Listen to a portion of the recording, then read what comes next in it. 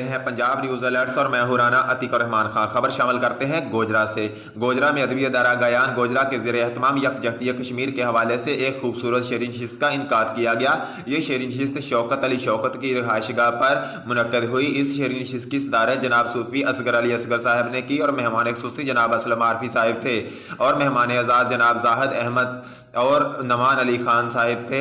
اس شعری نشست میں نقابت کے فرائض جناب چودھری ثاقب رضا ثاقب نے ادا کیے۔ اس نشست میں سینئر صحافیوں کے علاوہ ملک کے نامور شعراء کرام نے شرکت فرمائی، جن میں ملک کے نامور ایوارڈ یافتہ شہرت یافتہ شاعر، پنجابی زبان کے ہیرو جناب محبوب سرمد صاحب، جناب اسلم عارفی صاحب، گوجرا شہر کا مان، گوجرا شہر کی شان جناب ظفر اقبال بادل صاحب، نمان علی خان صاحب، عثمان منج صاحب، رانا عتیق عادل، شوکت علی شوکت نے و دیگر شعراء کرام نے خصوصی شرکت فرمائی اور اپنا کلام پیش کیا اور بڑے جوش و جذبے سے کشمیر بنے گا پاکستان کے نعرے بھی لگائے۔